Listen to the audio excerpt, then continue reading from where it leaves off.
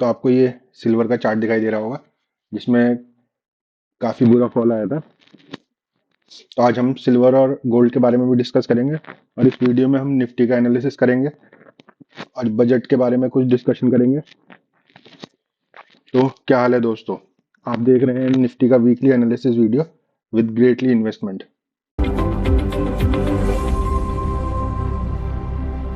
ये निफ्टी का weekly chart है।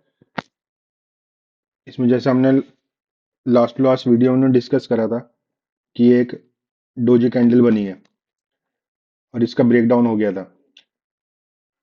तो हमारे जो एनालिसिस था वही था कि हमें डाउन साइड के ज़्यादा मूव मिलेंगे। तो अगर हम आज के दिन का अगर बजट डे का अगर हम छोड़ के एनालिसिस करें वीक लास्ट वीक का, तो उसमें हमें 3 दिन 4 दिन हमें अच्छे मूव मिले थे अपसाइड के।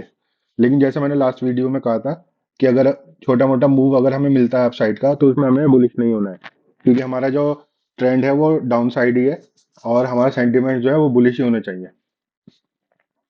फिर आज बजट में हमें दोबारा जो डोजी कैंडल का लो था उसको टच करके हमें एक नीचे की तरफ फॉल आता हुआ दिखाई दिया जो 24,600 तक गया।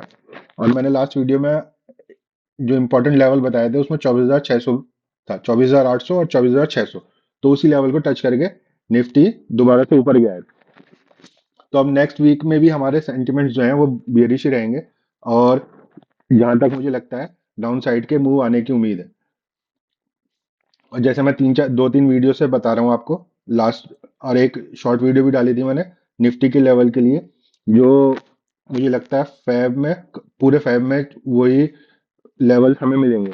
एक 24,400 और नीचे जाता है तो हमें 24,000 तक का निफ्टी जाता हुआ मिल सकता है।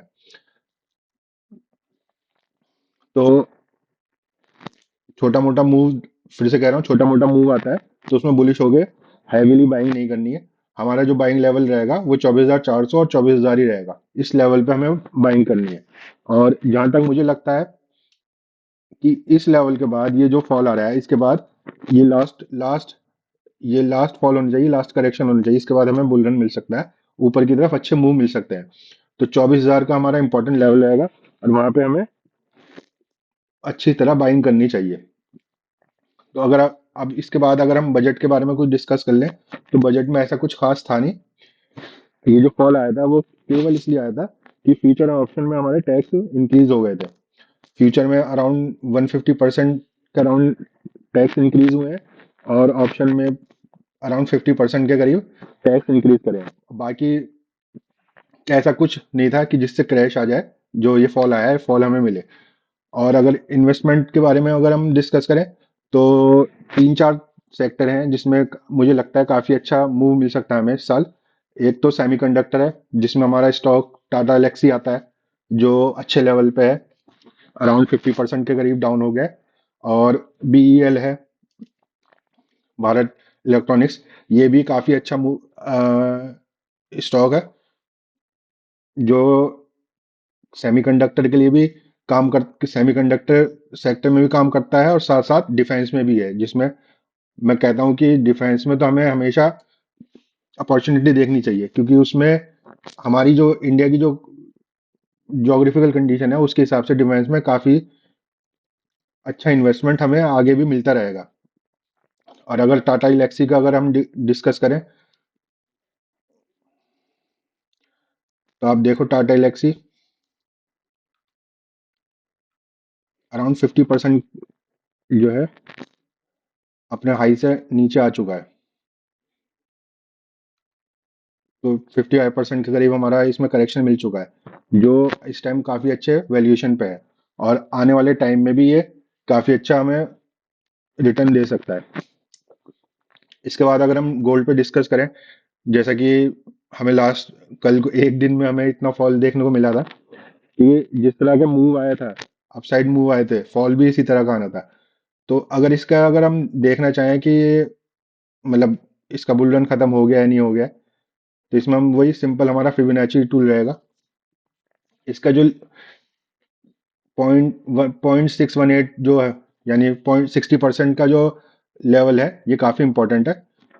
और जब तक इसको ब्रेक नहीं करता है,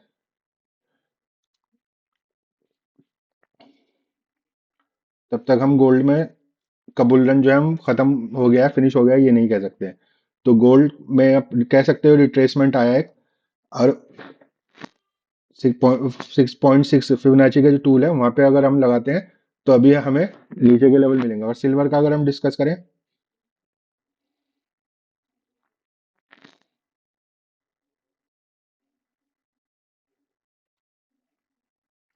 सिल्वर में भी अगर हम फिबोनाची टूल लगाते हैं तो इसमें थोड़ा ज्यादा फॉल आया था। और जो ये लेवल है हमारा 60% का, 0.618 का, ये ब्रेक कर दिया है। तो अगर इसमें कल तक अगर इसको रिकवर नहीं करता है, ऊपर की क्लोजिंग ऊपर नहीं आता है, तो इसमें आप कह सकते हो कि इसमें अब इतनी स्ट्रेंथ नहीं रहेगी जितनी गोल्ड में है, और ज्यादा अच्छा मूव नहीं दे पाएगा। क्योंकि गोल्ड जो है स्टॉक नहीं है कि इसमें हम इसकी वैल्यूएशन चेक कर लें कि गोल्ड और सिल्वर की कितनी वैल्यू है।